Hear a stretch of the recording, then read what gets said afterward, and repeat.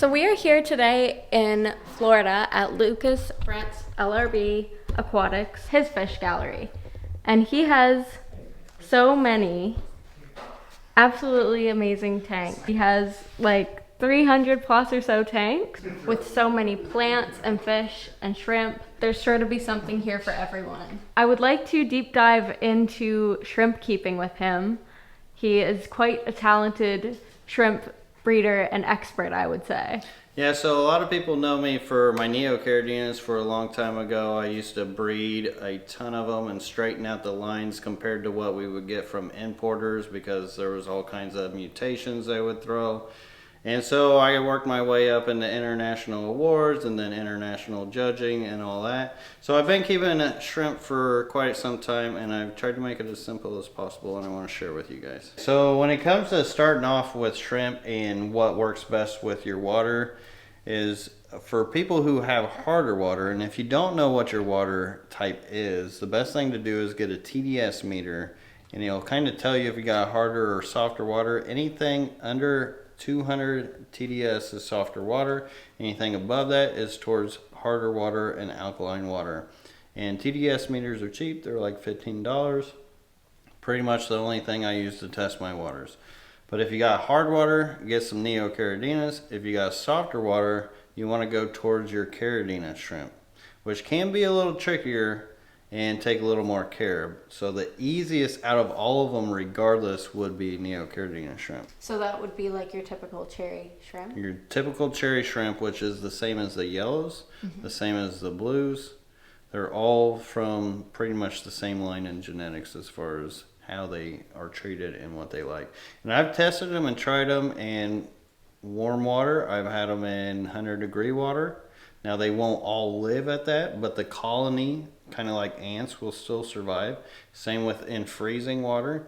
So they take a wide range, but when it comes to breeding, it does help to keep them a little cooler, like low 70s, mid 70s. Did you find when you had them in the warmer water and the cooler water that the ones that maybe didn't survive, that just made the colony stronger? Yes, yeah. So just like ants, and as genetics get passed by, those all go down the line. So that's why a lot of people knew me for my lines of shrimp and getting mutations out, which are like different color morphs and stuff, so you can work those just like other traits of durability.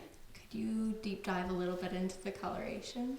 So for instance, when these blue dreams first came out into the hobby, they used to throw all kinds of different colors, like reds, yellows, greens, weird, all kinds of weird shrimp. And it took years and multiple tanks of separating the colony down the line. So I would take the first colony, take the best out of it, put it in a new tank, and then do that again down to multiple tanks until they started getting all those morphs out to where they started being more pure line.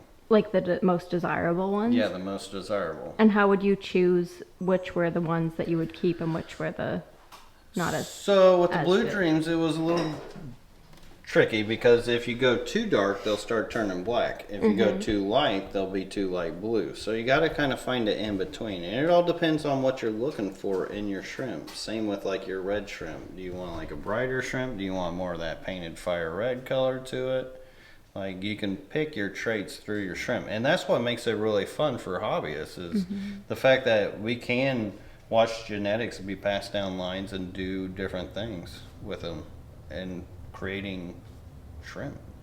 That's very interesting, because I had a lot of breeding going on in my snowball shrimp tank, but now I've noticed that a lot of the coloration has moved from snowball to like red. So they add some food coloring into certain foods that sometimes can actually bleed into those snowball shrimp. Okay. And also certain shrimp, for instance the blue dreams, if I were to keep these on a black substrate, they would actually start spotting more with black and trying to camouflage themselves.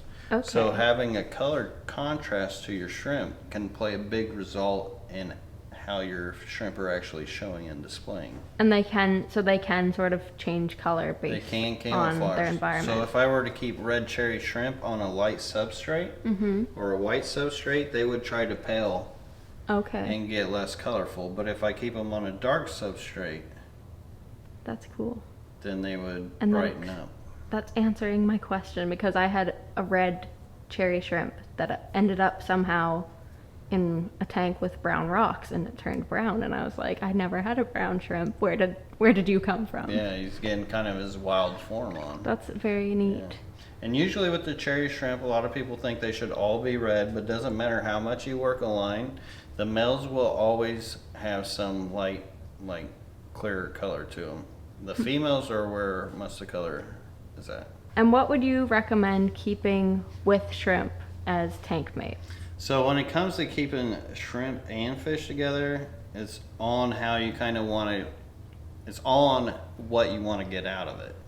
So if you're trying to keep them in a community tank and sometimes as a food source, you know, the adults will be less likely to be eaten than the babies, but there is a trick I do, and that's putting rock piles in my tank. So when I put these rock piles in there, it actually gives a space for the shrimp to feel safe with all the other fish.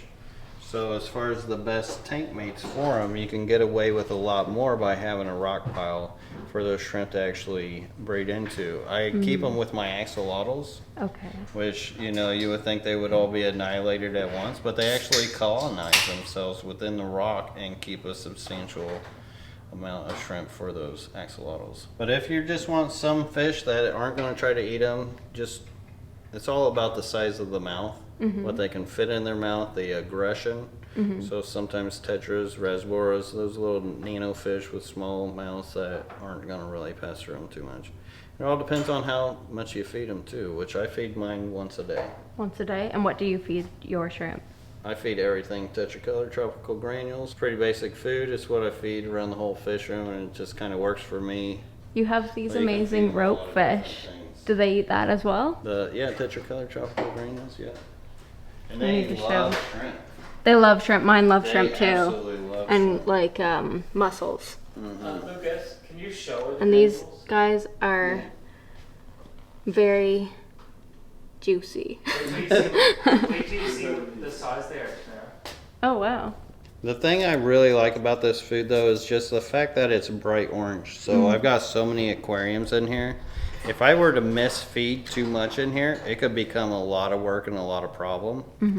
And everything likes to eat this. And if you have food that sits and spoils, it can really cause a lot of problems for your inhabitants, shrimp, fish, whatever it is. So that's the main reason why. But there's so many foods you can feed them. There's other foods that can trigger them. For instance, like bee pollen for caridina shrimp and stinging nettle actually does do a lot for getting them to breed. Okay. So having a varied diet is good. This is just simple for me. And you also mentioned that they, for breeding, also prefer like cooler temperatures. Yeah, so that's the tough part about trying to breed fish and shrimp in the same room, is because fish actually prefer more warmer temperatures, some of them to breed in.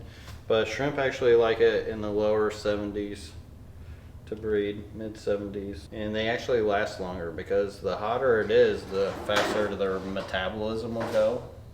And the colder it is, the slower it will go, so they'll have more longevity.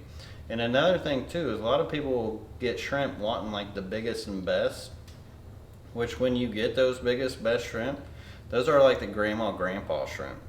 They don't have much life in them. So when you do get like the smaller shrimp, you're going to have a lot more lifespan to like breed and do other things, and they're going to just be more hardy.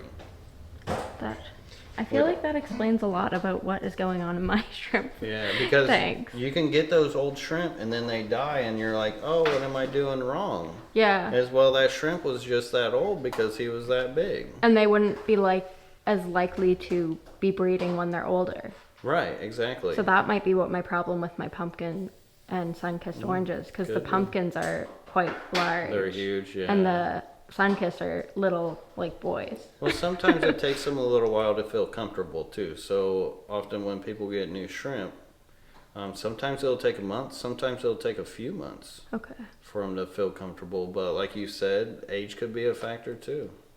And your wife has all her lovely plants She up does. top, She's been doing a and they are phenomenal so job. beautiful. Do you see these purple ones over here where it's like curtained down? Yes, that is so nice. Yeah, that's cool. And it's so interesting how they're just growing so naturally, and some of them are just landing in the tanks and stuff. Yeah. She was showing me that one of them grew into right here. Yeah, the fern's growing. The out fern of the top. started to It's grow really into neat. the plants in the tank. It's just throwing all these babies down, seeing. Very cool.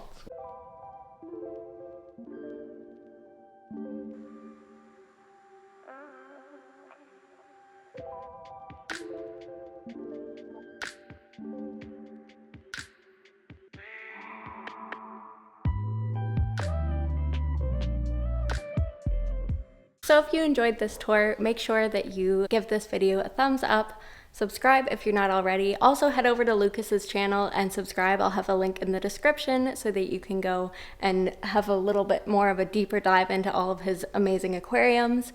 And thank you all for being here. I'll see you in the next one. Bye guys!